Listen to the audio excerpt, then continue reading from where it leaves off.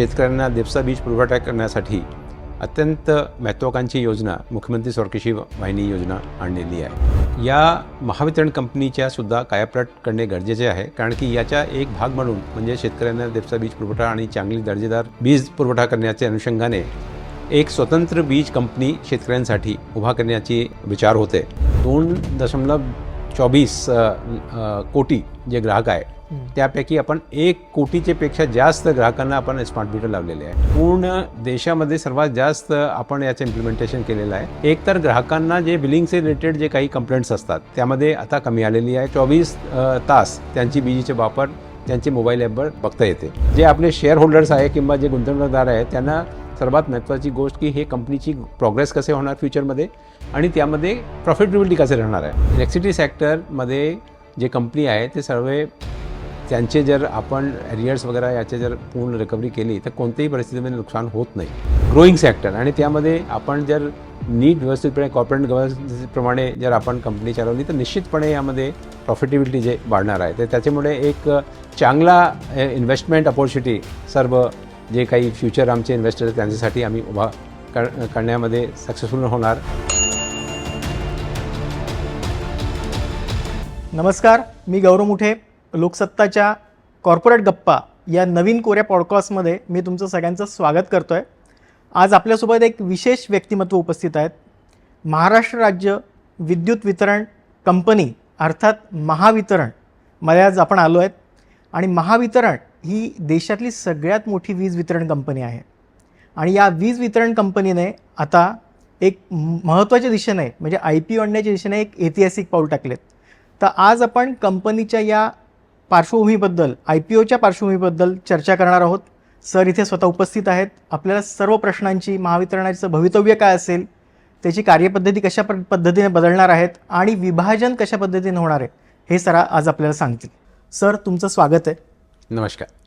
Mahavitaran IPO आणत आहे, आता हे सर्वांनाच माहिती आहे। आता या IPO बद्दल सरांना आपण प्रश्न विचारणार आहोत आणि त्याविषयी चर्चा करणार आहोत। सर, महावितरण ही देशातली सगळ्यात मोठी कंपनी आहे। 3.4 कोटी ग्राहक आहेत। शिवाय कृषी पंपसुद्धा महावितरणाच्या माध्यमातून दिले जातात, त्यांची संख्या 45 लाख आहे।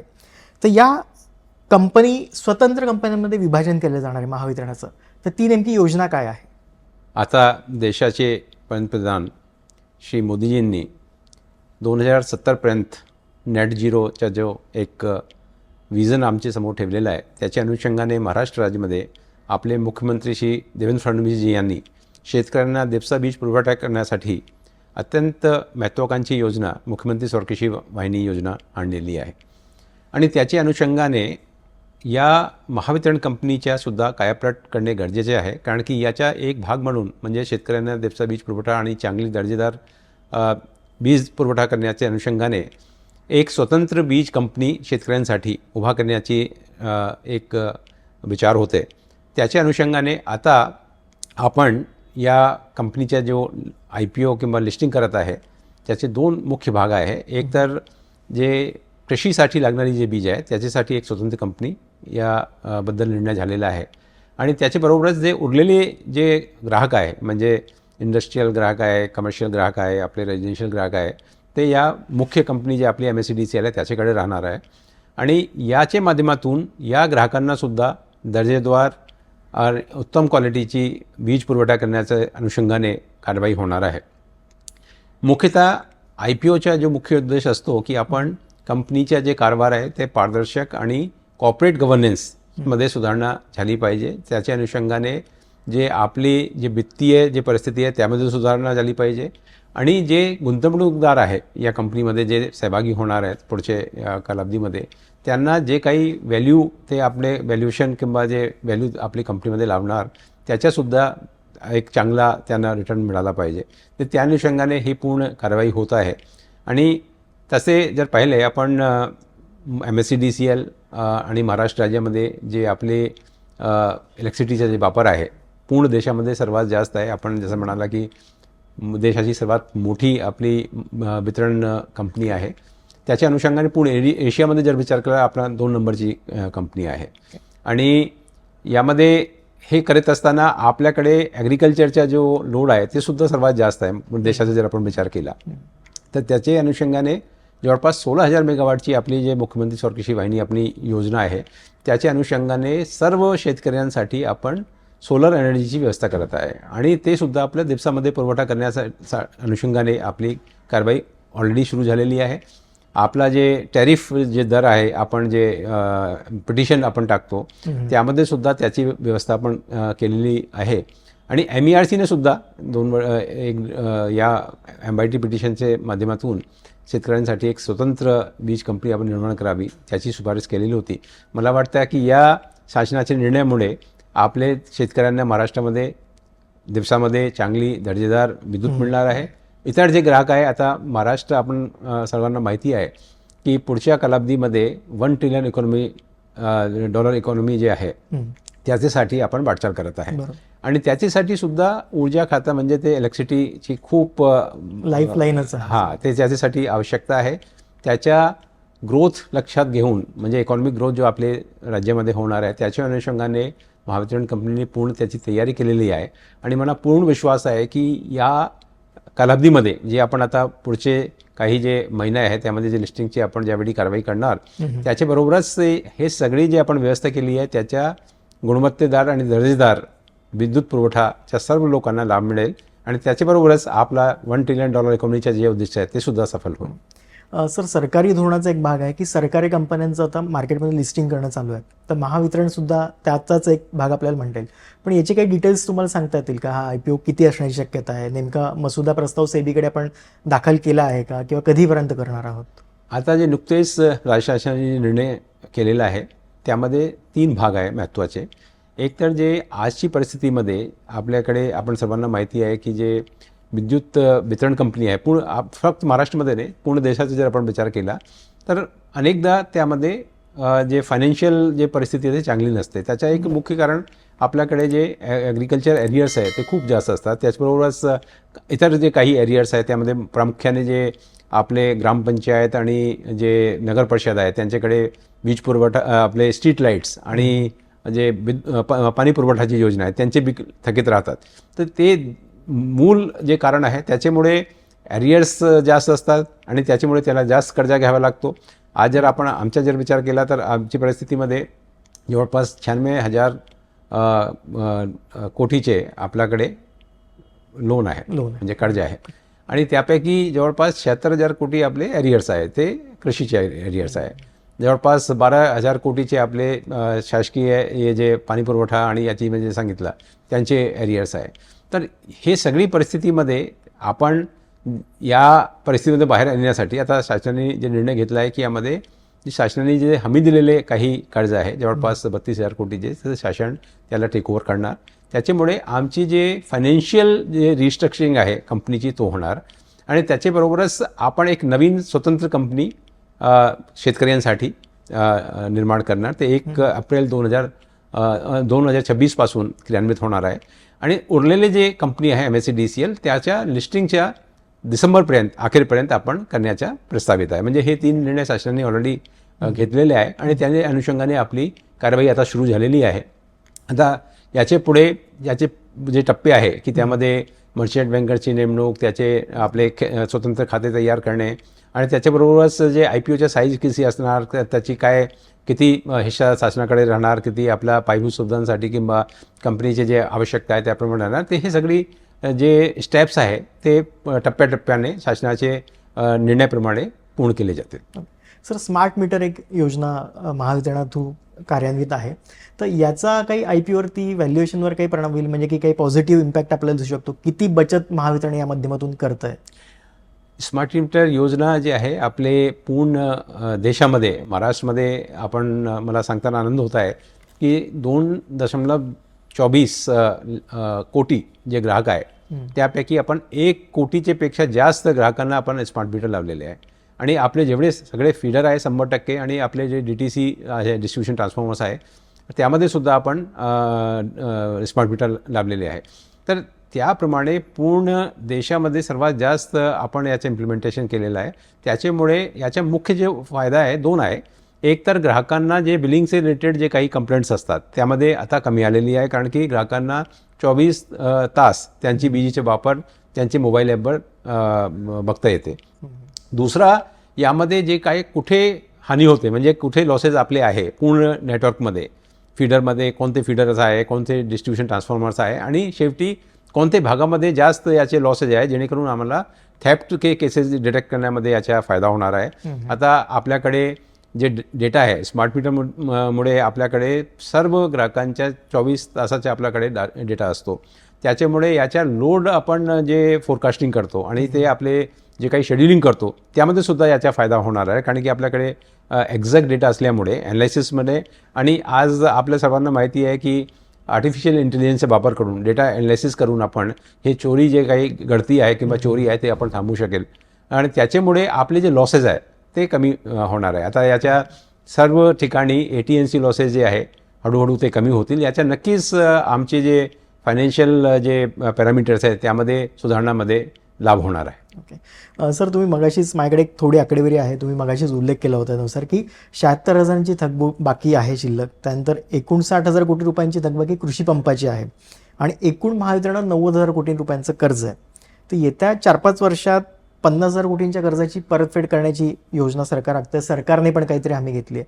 पण या सर्वाचा कंपनीच्या नफा क्षमतेवर कसा परिणाम होणार आहे आणि याचा गुंतवणूकदारांना शेवटी कसा होईल? कारण की आता लिस्टिंग होईल त्यामुळे तुम्हाला एकीकडे ग्राहक आहेत, वीज वितरणात ग्राहक आहेत आणि दुसरीकडे इन्व्हेस्टर्स पण आहे. हे दोघांचा समतोल तुम्हाला बघावा लागणार आहे. तर यामध्ये प्रामुख्याने काय आहे की आपल्याकडे ज्यावेळी जे लोनच्या कर्जाचा बोजा जास्त असतो ते आपण त्याला सस्टेनेबल डेट म्हणजे त्याची एक लिमिट असतात जोपर्यंत आपण जे काही कर्ज घेतले आहे त्याच्या सर्व्हिसिंग आपण चांगल्या पद्धतीने करू शकतो. पण जसे जसे कर्जाचा बोज वाढत आहे तसे त्याच्यासाठी पुन्हा कर्ज घ्यावं लागते आणि त्या परिस्थितीमध्ये ते आपले डेट सर्व्हिस कव्हरेज रेशो आहे ते सुद्धा खाली जातो. आता जे शासनाने निर्णय घेतलेला आहे त्यामध्ये 32,000 कोटी जे अमाऊंट निश्चित करण्यात आला त्या पद्धतीने करण्यात आलेलं आहे की शासनाने हे लोन आपल्यावर टेक ओव्हर केल्यानंतर जे उरलेला जे लोन आहे आमच्याकडे तो आम्ही व्यवस्थितपणे त्याला सर्व्हिस करू शकतो. आणि त्याचे 2 भाग आहे. एक तर आपले जे काही शॉर्ट टर्म लोन्स आहे जसं पुढचे 4 वर्षामध्ये जे काही मला परत करायचे आहे त्याला आम्ही लॉंग टर्म टेन्युअर लोनमध्ये कन्वर्ट करतो आहे. त्याचे 2 फायदे आहे की एक तर आमच्याकडे जे काही जुने लोन आहे ते जास्ती इंटरेस्ट रेटवर होते, त्याची आपण रिस्ट्रक्चरिंग करून घेतलेली आहे आणि लॉंग टर्ममध्ये करून घेतली आहे. तर त्याच्यामुळे इमिडिएटली आमचं जे आउटगो आहे ते जास्त राहणार नाही. आणि दुसरा जे शासनाने जे काही लोन टेक ओव्हर केलेलं आहे त्याच्यामुळे राहिलेल्या जे लोन सर्व्हिसिंगमध्ये आम्हाला जे आवश्यक जे हेडरूम आहे ते आमच्याकडे असल्यामुळे काही अडचण जाणार नाही. दुसरा हे सगळं केल्यामुळे म्हणजे फायनान्शियल रिस्ट्रक्चरिंग केल्यानंतर आमची जे परिस्थिती आहे जे फायनान्शियल पॅरामीटर्स आहे प्रॉफिट जे आहे कंपनीच्या तो सुद्धा वाढणार आहे. कारण की यामध्ये पूर्वी अनेक जे एक्सपेंडिचर आहे त्याला आपण इलेक्ट्रिसिटी सेक्टर रेग्युलेटेड सेक्टर आहे तर त्यामध्ये बरेचशे गोष्टी आपल्या जे रेग्युलेटरप्रमाणे द्वारे निश्चित करण्यात येते. आता किती वर्किंग कॅपिटल आपला अलाउड आहे, किती आपला वर्किंग कॅपिटलचा इंटरेस्ट आहे ते सुद्धा त्याचे नॉर्म्स आहे. तर त्यामध्ये बरेचसे गोष्ट आपले ते नॉर्म्सचे बाहेर असल्यामुळे ते डिसअलाउ होत होते. त्याच्यामुळे त्याच्या जे एकूण परिणाम जे आपले कंपनीचे फायनान्शियलवर होत होतं आता हे पॅरामीटर्स जे आहे आपले विदिन नॉर्म्समध्ये राहणार असल्यामुळे ते पास थ्रू जे होत नव्हते आपले इंटरेस्ट आणि याचे जे वर्डन होता ते आपणास फायदा होणार आणि प्रॉफिटेबिलिटी ऑफ कंपनी जे आहे ते सुद्धा वाढणार आहे. तर त्याच्यामुळे जे आपले शेअर होल्डर्स आहे किंवा जे गुंतवणूकदार आहेत त्यांना सर्वात महत्त्वाची गोष्ट की हे कंपनीची प्रोग्रेस कसे होणार फ्युचरमध्ये आणि त्यामध्ये प्रॉफिटेबिलिटी कसे राहणार आहे ती मी आपले माध्यमातून सर्व आमचे जे काही फ्युचरमध्ये जे इन्व्हेस्ट करण्यासाठी वाट बघत आहे किंवा आमचे जे कन्झ्युमर्स राहणार आहे सर्वांना सांगू इच्छितो की इलेक्ट्रिसिटी सेक्टरमध्ये जे कंपनी आहे ते सर्व त्यांचे जर आपण एरियर्स वगैरे याचे जर पूर्ण रिकव्हरी केली तर कोणत्याही परिस्थितीमध्ये नुकसान होत नाही. आणि उलट आता जसे इकॉनॉमीची ग्रोथ होत आहे त्याच अनुषंगाने पॅरलली आपले इलेक्ट्रिसिटी सेक्टरची ग्रोथ होते. त्याचे अनुषंगाने इट्स ए ग्रोईंग सेक्टर आणि त्यामध्ये आपण जर नीट व्यवस्थितपणे कॉर्पोरेट गव्हर्नन्सप्रमाणे जर आपण कंपनी चालवली तर निश्चितपणे यामध्ये प्रॉफिटेबिलिटी जे वाढणार आहे. तर त्याच्यामुळे एक चांगला इन्व्हेस्टमेंट अपॉर्च्युनिटी सर्व जे काही फ्युचर आमचे इन्व्हेस्टर त्यांच्यासाठी आम्ही उभा करण्यामध्ये सक्सेसफुल होणार याची आम्हाला पूर्ण कल्पना आहे. सर, IPO आणण्यापूर्वी काय अडचणींचा सामना तुम्हाला करावा लागला होता? म्हणजे एकीकडे कर्ज आहे, तो विषय तुम्ही डिटेल सांगितलाच आता, पण त्या व्यतिरिक्त पण काही अशी काही आव्हानं तुमच्यासमोर होती का आणि तुमच्या कार्यकाळामध्ये तुम्ही कसे बदल केलेत? तर यामध्ये दोन गोष्ट होती. एक तर आपल्याकडे जे काही एरियर्स आहे त्याची वसुली, म्हणजे आता आम्ही मागच्या वर्षी जे काही आपले दोन भाग आहेत त्याचे वसुलीचे, एक तर जे काही सबसिडीच्या क्वांटम आहे जे शासनाकडून आम्हाला भेटते, आणि दुसरा जे आपले जे ग्राहक आहेत त्यांच्याकडून आम्हाला जी रिकव्हरी करायची होती. तर त्यापैकी आता शासनाने शेतकऱ्यांसाठी मुफ्त वीज योजना जी आणलेली आहे, बळीराजा स्कीम जी होती, त्यामध्ये 2 वर्षापासून जे काही शेतकऱ्यांकडे पूर्वी जे थकत राहत होती विजेचे देयक, ते आता राहत नाही. 100% शासनाकडून त्याच्या सबसिडी देण्यात येते.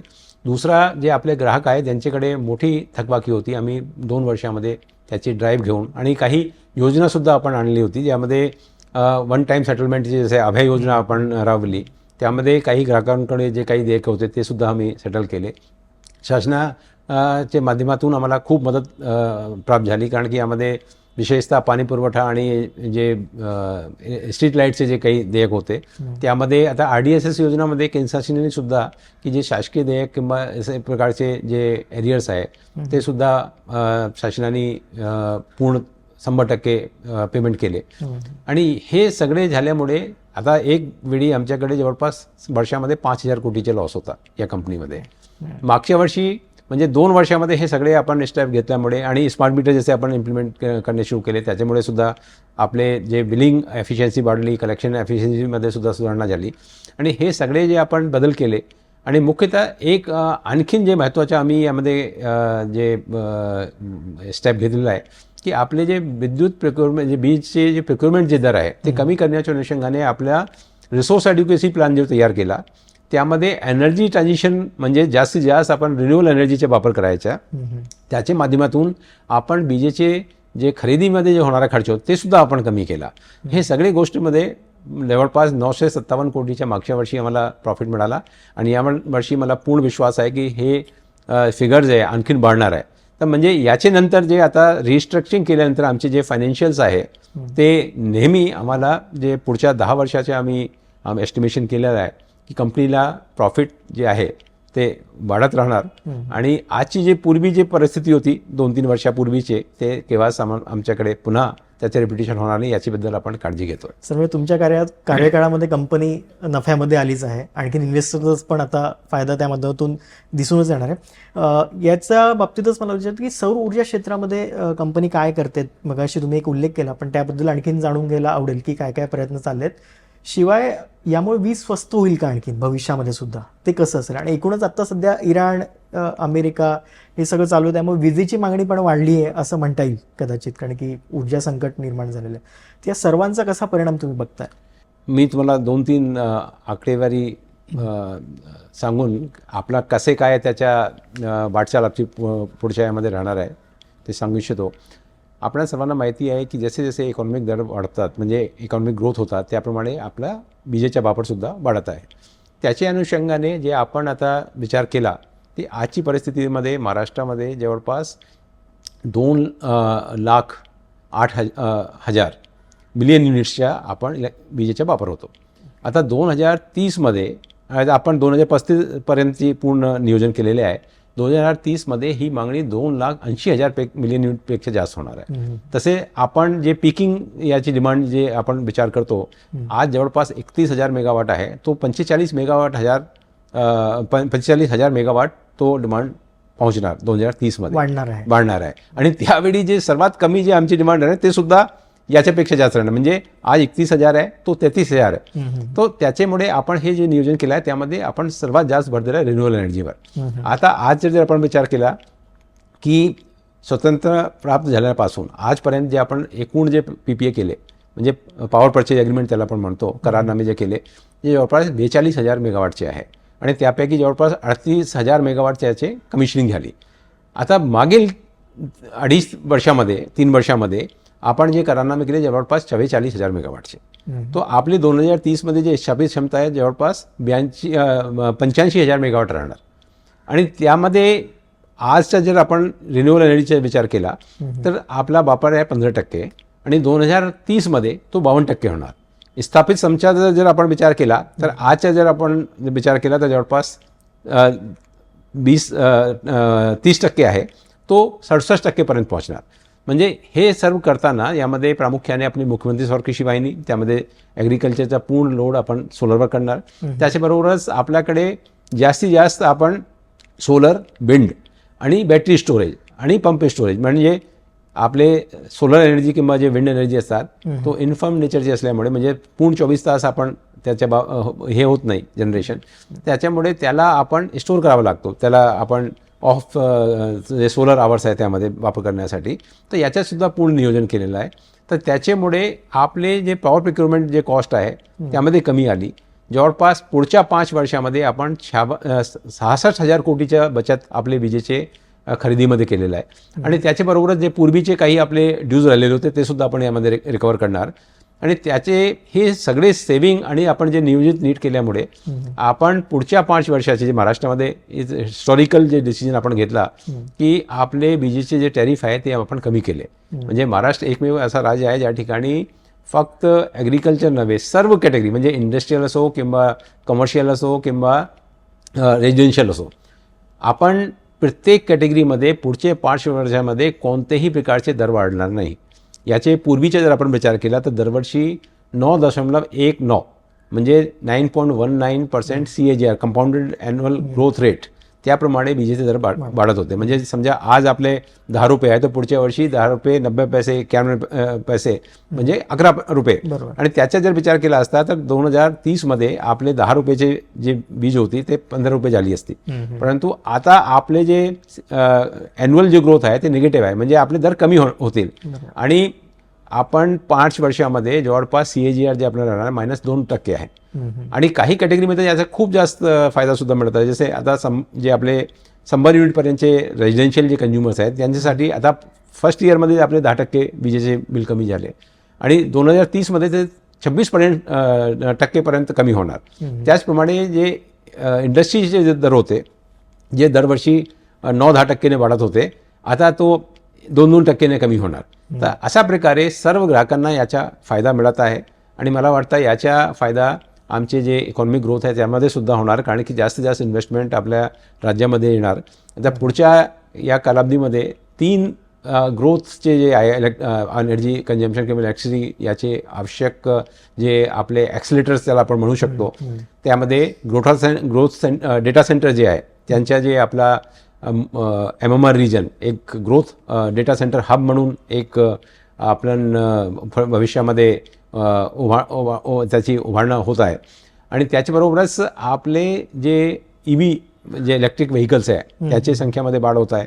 आणि त्याच्याबरोबरच आपले काही ग्रीन हायड्रोजन असे जे इनिशिएटिव्ह आहे त्याच्यामुळे होणारी जे विजेची जे आपली मागणीमध्ये वाढ आहे ते सर्व लक्षात घेऊन महाराष्ट्रामध्ये आपण जे नियोजन केलेलं आहे, विशेषतः रिन्युएबल एनर्जीचे जास्तीत जास्त वापरच्या मला वाटते इन्व्हेस्टमेंटसाठी एक फेवरेट डेस्टिनेशन म्हणून आपण महाराष्ट्र डेव्हलप होणार पुढच्या भविष्यामध्ये. तुम्ही EVचा विषय आत्ता काढला होता, तर EVसाठीचे चार्जिंग स्टेशन्स वगैरे किंवा त्याच्यातनं काही अदर इन्कम महावितरणाला मिळू शकेल का? आणि तुमचं भविष्यातला 5 वर्षातला कंपनीचा नफा कसा वाढू शकतो, काय अंदाज आहे आता? आता यामध्ये EVमुळे नक्कीच त्यामध्ये विजेची मागणीमध्ये वाढ होणार आहे. आणि त्याच्यासाठी पूर्ण राज्यामध्ये MSEDCL एक नोडल एजन्सी म्हणून EV चार्जिंग स्टेशनसाठी आहे. तर त्याचे आपण नियोजन करत आहे की जे सगळे आपले मुख्य जे शहर आहे त्यामध्ये पब्लिक जे लोकेशन्स आहे, पार्किंग प्लेसेस आहे, त्यामध्ये कसे ही व्यवस्था उभी करायची. त्याच्याबरोबर जे हायवेज आहे, कारण की आता ट्रक्स आणि यामध्ये सुद्धा इलेक्ट्रिक ट्रक्सचा वापर वाढत आहे, तर त्याच्यामुळे हे पूर्ण हायवेजसोबत आपली जे चार्जिंग यंत्रणा उभी करण्यासाठी आता यामध्ये आपले जे ऑइल कंपनी जे आहेत ते सुद्धा पुढाकार घेत आहे. त्यांनीसुद्धा आपले स्वतःचे चार्जिंग जे यांचे पेट्रोल स्टेशन्स आहेत त्याच्याबरोबरच त्यांनी चार्जिंग स्टेशनसुद्धा जाळे ते निर्माण करत आहे. तर याचं पूर्ण आपण नियोजन करत आहे जेणेकरून ही होणारी जी ग्रोथ आहे त्याला आवश्यक असलेली जे विद्युत आपूर्ती आहे ते आम्ही करू शकू. आणि याच्यासाठी केंद्र शासनाची सुद्धा काही योजना आहे, त्यामध्ये जे इन्फ्रास्ट्रक्चरसाठी काही निधी त्यांच्याकडून मिळणार आहे. तर याचा वापर करून आणि आता महाराष्ट्राची आपली EV पॉलिसी आहे, म्हणजे त्यामध्ये इलेक्ट्रिक जे व्हेकल्स आहे याला कसे चालना द्यायची त्याच्यासाठी सुद्धा काही तरतूद करण्यात आलेली आहे. आता नवीन आपण एक रिन्युएबल एनर्जी पॉलिसी आणि स्टोरेज पॉलिसी आता नुकतेच 2025 ते 2035 आपण महाराष्ट्र शासनाने डिक्लेअर केलेली आहे. ते या सर्व योजनांमध्ये EV चार्जिंगबद्दल आपण आता आपला जे MIT आहे त्यामध्ये सुद्धा आपण 5 वर्षासाठी आपण मला सांगताना आनंद होत आहे की आपले जे चार्जिंगचे रेट EVसाठी ते स्थिरच केलेले आहे. त्यामध्ये कोणतीही वाढ आपण करत नाही. तर याच्यामुळे याचे वापर वाढणार, त्याच्यामुळे याचे विद्युतच्या जे काही खपत आहे ते सुद्धा वाढणार. पण निश्चितपणे याचा चांगला परिणाम आपला जे क्लायमेटवर होणार आहे की वातावरणावर मिळणार आहे आणि जे आपले ग्राहक आहे त्यांच्यासुद्धा यामध्ये फायदा होणार आहे, कारण की त्यांचे विजेचे दरसुद्धा वाढणार नाही. सर, एकीकडे आपण EVला महत्त्व देतोय, पॉलिसी म्हणा आहे आपल्या राज्याची, पण शेतकऱ्यांसाठी काय? अजूनही काही ग्रामीण भागामध्ये म्हणजे मुख्यमंत्र्यांनी जसं सांगितलं की तुम्हाला आठवडाभर वीज मिळणार आहे, दिवसा वीज मिळणार आहे, तर त्या दृष्टीनं MSEB महावितरण काय पावलं उचलत आहे? तर याच्यासाठी मुख्यमंत्री स्वकृषी वाहिनी 2.0 ते आपण राबवत आहे. आणि मला सांगताना आनंद आहे की पूर्ण देशामध्ये महाराष्ट्र एकमेव असा राज्य आहे की ज्यामध्ये या वर्षाअखेर म्हणजे डिसेंबर 2026 पर्यंत आपण 100% विजेची जे आपूर्ती आहे ते दिवसामध्ये करणार आहोत. आज रोजीचा जर आपण विचार केला जवळपास 73% शेतकऱ्यांना आज आपण दिवसामध्ये वीज पुरवठा करतो. आणि मुख्यमंत्री सौर कृषी वाहिनी योजना जे आहे ते डिस्ट्रीब्युटेड रिन्युएबल एनर्जी म्हणजे आपण छोटे छोटे पार्क जे आहे आपले ज्या ठिकाणी विजेची मागणी जास्त आहे कृषी पंपासाठी त्या ठिकाणी उभे केलेले आहे. आज पूर्ण राज्यामध्ये जवळपास 5000 मेगावॉट आपण ते पार्क ची क्षमता निर्माण झालेली आहे आणि त्याचा फायदा या शेतकऱ्यांना मिळत आहे. या मुख्यमंत्री सौर कृषी वाहिनी योजनेमुळे अनेक आपले फायदे होत आहे. एकतर यामध्ये शेतकऱ्यांना दिवसा वीज पुरवठा होतो. दुसरे ग्रामीण भागामध्ये जे आपण आता विचारत होते मला की यांना कसे फायदा होणार शेतकऱ्यांना किंवा ग्रामीण भागामध्ये राहणारे जे लोक आहे. पूर्वी आपले जे ॲग्रिकल्चर लोड मीटिंग जे आपला होता 2 वेळा आपण विद्युत पुरवठा करत होता, दिवसामध्ये आणि रात्रीमध्ये, कारण की आपले जे नेटवर्क आहे किंवा जे आपले अवेलेबिलिटी ऑफ जे इलेक्ट्रिसिटी होती त्याप्रमाणे ते करणे भाग होते. परंतु आपण दिवसामध्ये सोलर एनर्जी जनरेशनप्रमाणे आपण जेव्हा पुरवठा करतो तर त्याच्यामुळे 100% दिवसामध्ये आपली आपूर्ती शक्य झालेली आहे. आणि व्होल्टेज आणि याचे जे इंटरप्शनचे जे प्रमाण होते, आता पूर्वी आपण ग्रामीण भागामध्ये जे ट्रान्सफॉर्मर त्याचे जळण्याचं प्रमाण खूप जास्त होतं, कारण की काही ठिकाणी जे आपले कनेक्शन्स आहे त्याचे व्यतिरिक्त काही लोक आकडे वगैरे टाकतात, तर त्याच्यामुळे ओव्हरलोडिंग होऊन काही ट्रान्सफॉर्मर्स जळवतात. त्याच्या सरासरी टक्केवारी 60% होती. आता मागील 2 वर्षामध्ये आपण हे जे RDSSमध्ये काही सुधारणा केली. आपल्याकडे ॲग्रिकल्चर फीडर आपण 100% सेपरेशन करण्याचा एक कार्यक्रम घेतला आहे. जवळपास 80% त्याचं काम पूर्ण झालेलं आहे. आणि मुख्यमंत्री सौर कृषीमुळे या फीडरला आपण सोलराईज करून टाकला, म्हणजे सोलर एनर्जीद्वारे आपण त्याला पुरवठा करतो. त्याच्यामुळे 2 फायदे झाले. एकतर त्याला जे काही लॉसेज होते ते सुद्धा कमी झाले, व्होल्टेज रिलेटेड जे काही इश्यूज होते ते सुद्धा कमी झाले आणि ट्रान्सफॉर्मर जळण्याचं जे प्रमाण 7% होता आता 4%वर आलं आहे. त्यामध्ये पुन्हा आणखीन सुधारणा होणार आहे. म्हणजे हे बिन बिन सिच्युएशन आहे की ज्या ठिकाणी पूर्वी जे लॉसेज आणि काही लोकांना जे रात्रीची वीज पुरवठ्याचे त्रास होता ते सुद्धा आता कमी होणार. आणि विद्युत आपली आपूर्तीमध्ये सुद्धा गुणात्मक सुधारणा झालेली आहे, कारण की फक्त ॲग्रिकल्चर नव्हे, जे फीडर आपले ॲग्रिकल्चरसाठी आहे त्यांची सुद्धा जे आपूर्ती आहे त्यामध्ये सुधारणा झाली आणि इतर जे फीडर्स आहे त्यांचे सुद्धा व्होल्टेज लेवल किंवा फ्लक्च्युएशन जे ते सुद्धा कमी झालेले आहे. म्हणजे गुणवत्तादार विद्युत पुरवठ्यामध्ये या योजनेमध्ये आम्हाला मदत मिळालेली आहे. IPO जेव्हा लिस्ट होईल त्याच्यानंतर तुम्ही मगाशी म्हणजे पहिल्यांदाच उल्लेख केला गव्हर्नन्समध्ये सुधारणा होणार आहे, तर कार्यपद्धतीत कशा प्रकारे बदल होऊ शकतील असं तुम्हाला वाटतं? आता यामध्ये एक आपण जसं सांगितलं की 2 कंपनी राहणार. तर आपण व्यवस्था अशी केलेली आहे की हा जो नेटवर्क आणि जे ॲसेट्स आहे ते मुख्य जे आमची इतर ग्राहकांसाठी जे राहणार आहे नॉन ॲग्रिकल्चर कंपनी आहे त्यांच्याकडेच राहतील. आणि आपले जे दुसरी जे शेतीसाठी आपण जे कंपनी नवीन निर्माण करणार आहोत त्यामध्ये त्याच्या व्यवस्थापनासाठी एक बोर्ड त्याच्या राहतील.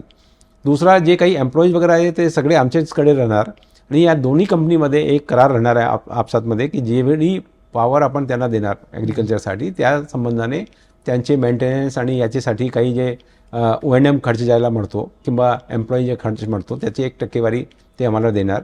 आणि दुसरा हा जो पूर्ण आपली जी व्यवस्था आहे त्यामध्ये प्रामुख्याने आपण रिस्ट्रक्चरिंग जे केलेली आहे त्यामध्ये या पूर्ण गव्हर्नन्समध्ये सुद्धा आपण सुधारणा करत आहे. आता आपणास माहिती आहे की महावितरणमध्ये पूर्वी आता मागच्या वर्षापासून आपण पूर्वी सगळे लोक सगळे काम करत होते, म्हणजे जसे आपण खालच्या जे स्टाफ आहे आपले लाईनमॅन असो किंवा जे सब डिव्हिजन ऑफिस आणि जे डिव्हिजन ऑफिस असतात, तर सगळे अधिकाऱ्यांना काही कामाचे त्यांचे डिव्हिजन तसे स्पेसिफिक नव्हते. आता त्यांची आपण रिस्ट्रक्चरिंग ॲडमिनिस्ट्रेटिव्ह सुद्धा केलेली आहे की जे आपले ऑपरेशनचे साठी कोणते लोक जबाबदार राहणार आहे, वसुलीसाठी किंवा जे आपले बिलिंगचे रिलेटेड जे आहे ते कोण लोक राहणार आहे. त्याच्यामुळे या लोकांचे कामामध्ये सुद्धा एफिशियन्सी वाढत आहे.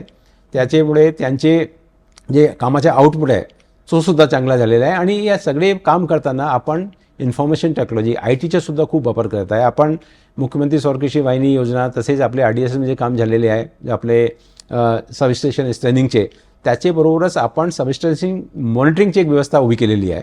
यामध्ये जेवढे काही आपले सबस्टेशन्स आहेत त्यांना रिअल टाईममध्ये आपण त्याचा डेटा मॉनिटरिंग करतो. किती फीडर आपले आउटेजेसमध्ये आहे, किती सबस्टेशन आपले ब्रेकडाऊनमध्ये आहे, किती विद्युत पुरवठा कोणत्या ठिकाणी किती वेळे इंटरप्ट झाली, कोणत्या फीडरमध्ये किती टाईम इंटरप्शन झाला. तर हे सगळं आमच्याकडे आता ही व्यवस्था उभी केल्यामुळे कमांड कंट्रोल सेंटर जे आहे आमच्या प्रकाशगड मुख्य कार्यालयामध्ये आहे. तर हे सगळा डेटा आपल्याकडे असल्यामुळे ते आपले जे कामाची गुणवत्ता आहे त्यामध्ये सुद्धा सुधारणा होत आहे. आणि कॉर्पोरेट गव्हर्नन्स म्हणजे आपण हा जो पूर्ण करत आहे त्यामध्ये त्याचा भाग म्हणून आपले पूर्ण एफिशियन्सी ऑर्गनायझेशनची असो, दुसरा जे पूर्ण जे कारभार आहे ते सुद्धा पारदर्शक पद्धतीने कॉर्पोरेट गव्हर्नन्सप्रमाणे होतील. त्याच्यामुळे जे काही फायदे आहे ते निश्चितच येणारी कालावधीमध्ये आमचे सर्व कर्मचारी अधिकारी त्याचबरोबरच सगळे ग्राहक आणि सर्व गुंतवणूकदार यांना मिळणार आहे. म्हणजे एकीकडे कॉर्पोरेट कल्चर म्हणजे कर्मचाऱ्यांमध्ये कॉर्पोरेट कल्चर येईल आणि दुसरीकडे ग्राहकांसाठी ही सरकारी कंपनी असेल, याचा दुहेरी फायदा मिळेल. सर, काही भागामध्ये समांतर परवाने दिले जात आहेत, म्हणजे काही खाजगी कंपन्या याच्यामध्ये येतात, तर याचा महावितरणावर काही परिणाम होऊ शकतो? यामध्ये एकच मी सांगू शकतो की आपण ज्याप्रमाणे आपली एफिशियन्सी वाढत आहे, आपले आता पूर्ण यामध्ये आजची परिस्थितीमध्ये तर त्याचा आपल्याकडे कोणताही प्रस्ताव हे नाही आहे, कारण की आपला इलेक्ट्रिसिटी ॲक्ट आहे त्यामध्ये काही सुधारणा आता होत आहे. आणि आजची परिस्थितीमध्ये जर आपण विचार केला तर ग्राहकांना गुणवत्तेदार आणि चांगली सेवा देण्यामध्ये महावितरण सक्षम आहे. आमचे सर्व अधिकारी कर्मचारी सर्व आपले पूर्ण एफिशियन्सीने काम करत आहे. आणि कोणालाही जर कम्पिटिट करायचे असेल तर we are truly ready and competent. तर त्याच्यामुळे आम्हाला आमचे जे काही बिझनेस आहे त्यामध्ये कोणताही चॅलेंज दिसत नाही. उलट आम्हाला असं वाटते की काही जे भाग आहे ज्या ठिकाणी आम्हाला काही आणखीन जे ग्रोथ आहे त्याला सुदृढ करायचे असेल त्याच्यासाठी आम्ही आता नवीन जे आमचे ग्रोथ सेंटर्स आहे यामध्ये प्रामुख्याने जे इंडस्ट्रियल एरियाज आहे किंवा जे मोठे जे शहरांचे जे एरिया आहे ज्या ठिकाणी आपला अर्बनायझेशनच्या प्रमाण वाढत आहे, त्याची विद्युतची मागणी वाढत आहे, तो आता पुढच्या 5 वर्षाचा पूर्ण प्लॅन आपण तयार केला. रिसोर्स एडिक्युसीमध्ये फक्त आपण जनरेशन फक्त वाढवलं नाही, त्याच्यासाठी लागणारी आपली ट्रान्समिशन लाईनची स्ट्रेंथनिंगचा प्रोग्राम तो सुद्धा आपण घेतलेला आहे. डिस्ट्रीब्युशन सेक्टरचा सुद्धा त्यामध्ये समावेश केलेला आहे. तर त्याच्यामुळे जवळपास पुढचे 5 वर्षामध्ये महाराष्ट्रामध्ये 3.5 लाख कोटीच्या इन्व्हेस्टमेंट या पॉवर सेक्टरमध्ये होणार. आणि त्याच्या ट्रान्समिशन आणि डिस्ट्रीब्युशन याच्यासुद्धा विचार करून त्याच्या इम्प्लिमेंटेशनसुद्धा आता सुरुवात झालेली आहे. म्हणजे जवळपास 70 ते 80 हजार कोटीच्या इन्व्हेस्टमेंट ट्रान्समिशनमध्ये आणि 60,000 कोटीच्या डिस्ट्रीब्युशनमध्ये. त्यापैकी डिस्ट्रीब्युशनमध्ये आज रोजी आपण जर विचार केला तर जवळपास 25,000 कोटीचा इन्व्हेस्टमेंट ऑलरेडी झालेला आहे. आणि पुढचे 2-3 वर्षामध्ये हे सगळे काम आपण ज्या टप्प्याप्रमाणे म्हणजे जसे जसे आपली मागणी वाढत आहे त्यामध्ये कसे आपलं स्ट्रेंथन करायचं नेटवर्क त्याची पूर्ण प्लॅन आपले तयार आहे आणि टप्प्याटप्प्याने ते काम हाती घेण्यात येत आहे. आणि MITमध्ये जे आपण पूर्ण हे जे डिटेल्स दिलेले आहे त्यामध्ये दोन्ही गोष्ट आहे की एक तर आपण विद्युत पुरवठा जे खरेदी खर्च आहे ते आपण कमी करतो आहे. याच्यासाठी आपण AI आणि मशीन लर्निंग याचासुद्धा वापर करतो आहे, कारण की लोड जनरेशन जे आहे आता डिस्ट्रीब्युटेड रिन्युएबल एनर्जी असल्यामुळे त्याच्या प्रिडिक्शन करणे हे अत्यंत महत्त्वाचे आहे. कारण की आपल्याकडे जे लोड जे असतो राऊंड द क्लॉक त्याच्या पूर्ण नियोजन करून आपण शेड्युलिंग जर केला तर त्यामध्ये काही तासामध्ये आपल्याकडे ॲक्सेस पॉवरसुद्धा आहे. तर त्याचेसुद्धा आपण आता ट्रेडिंगची व्यवस्था केलेली आहे, कारण की आता जे आपला एनर्जी एक्सचेंज आहे त्यामध्ये कोणालाही केव्हाही आपण जे ॲक्सेस एनर्जी असेल किंवा शॉर्टफॉल असेल तर ते आपण तिकडून खरेदी करतोय. तर त्यामध्ये हे कॉस्ट ऑप्टिमायझेशनचा एक टूल आपल्याकडे असल्यामुळे आणि पूर्ण आपण ही व्यवस्था जी आहे ते सुद्धा ऑटोमाइज केली. आपल्या सॉफ्टवेअर आपण यूज करतोय.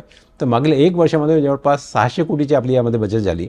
आणि येणारी कालावधीमध्ये आता जसे जसे आपली मागणी वाढत आहे तर पिकिंगची रिक्वायरमेंटसुद्धा कसे आपले मीट करायची, त्याच्यासाठी कोणकोणते आपले नवीन यामध्ये करार करायचे किंवा स्टोरेज आणि ते कसं वाढवायचं, जेणेकरून आपणास 24/7साठी जे आपला बेस लोडसाठी आपल्याकडे थर्मल पॉवर आहे. पण जास्तीत जास्त जर रिन्युएबलचे वापर करायचा असेल तर जे पॉवर आहे, रिन्युएबल एनर्जी जी आहे त्याला 24/7 कसे RTCमध्ये कन्वर्ट करायचे याच्यासाठी सुद्धा आम्ही पाऊल उचललेले आहे. आणि हे सर्व यांच्या एक चांगला जे रिझल्ट आहे आमच्या समोर येत आहे. त्याच्यामुळे आमची कंपनीची प्रॉफिटेबिलिटी वाढत आहे. आणि सुरुवातीला जसं मी सांगितलं होतं की power sector is one sector where nobody can make losses until as they are doing their business in a wrong fashion. Sir, आपण देशभरात विविध कंपन्यांचं नेतृत्व करतात. महावितरण इतर राज्यांच्या ज्या वीज कंपन्या आहेत त्यांच्यापेक्षा वेगळी कशी ठरते? आता सुरुवातीला जसं मी सांगितलं की आमच्याकडे म्हणजे देशाची सर्वात मोठी डिस्ट्रीब्युशन कंपनी आहे. कारण की अनेक राज्यामध्ये वेगळे वेगळे प्रयोग त्यांनी केलेले आहे. काही ठिकाणी डिस्ट्रीब्युशन कंपनीला एरिया वाईज लहान लहान कंपनीमध्ये हे केले. महाराष्ट्रामध्ये पूर्ण राज्यासाठी आपण एकच कंपनी ठेवलेली आहे. त्याच्यामुळे आपल्याकडे जे काही क्वांटम आहे म्हणजे एनर्जी सप्लायचं ते सर्वात जास्त आहे. आणि दुसरा यामध्ये जे कंझ्युमर मिक्स आहे आपल्याकडे सर्वात जास्त इंडस्ट्रियल डिमांड आहे. त्याचबरोबरच सर्वात जास्त ॲग्रिकल्चर डिमांडसुद्धा आहे. तर हे सगळे जे आपले परम्युटेशन कॉम्बिनेशन आपण चांगल्या पद्धतीने आता हाताळत आहे. आणि येणाऱ्या कालावधीमध्ये जे काही आपण शासनाने चे सहाय्याने आपले मुख्यमंत्री महोदयांचे व्हिजन जे आहे ते आपण इम्प्लिमेंट करत आहे. त्याच्यामुळे जे येणाऱ्या कालावधीमध्ये आपले या कंपनीची जे ग्रोथ आहे ते निश्चितच एक्सपोनेन्शियल राहणार. कारण की आपण एक बाजूने आपले इकॉनॉमिक ग्रोथ जे आहे त्याच्यामुळे आपली कंपनीचा बिझनेस वाढणारच. कारण की पूर्वी जे आपली ग्रोथ होती ॲन्युअल ते 4 ते $4.25% आपण नियोजन करत होता. आता $1 ट्रिलियन इकॉनॉमीच्या अनुषंगाने आपण जवळपास 6 ते 6.5% आपली कंपनीची ग्रोथ धरून आपण नियोजन केलेले आहे. तर याच्यामुळे आणि हे जे सगळे आपण पाऊल उचललेले आहे त्याच्या निश्चितच आपली जी कंपनी आहे त्याची प्रॉफिटिव्हिटीमध्ये वर्षानुवर्ष वाढ होणार आहे, बिझनेस वाढणार आहे. आणि निश्चितच हे आपले जे काही गुंतवणूकदारक आहे त्यांच्यासाठी एक चांगली संधी या लिस्टिंगचे या IPOचे निमित्ताने आपण देणार आहोत. हे होते लोकेश चंद्र सर. सरांच्या या नेतृत्वाखाली कंपनी नक्कीच फायद्यात आली आहे आणि लवकरच IPO पण येणार आहे. पण या IPOच्या माध्यमातून फक्त निधी उभारणी होणार नाही आहे, तर ही जी महाराष्ट्राची लाईफलाईन आहे ती पुन्हा नव्याने पुन्हा नवीन कार्यक्षमतेने कामाला लागणार आहे. त्यामुळे सर, तुम्ही आम्हाला जी माहिती दिली त्याबद्दल मी खूप आभारी आहे. आपल्या अमूल्य वेळाबद्दल धन्यवाद. धन्यवाद.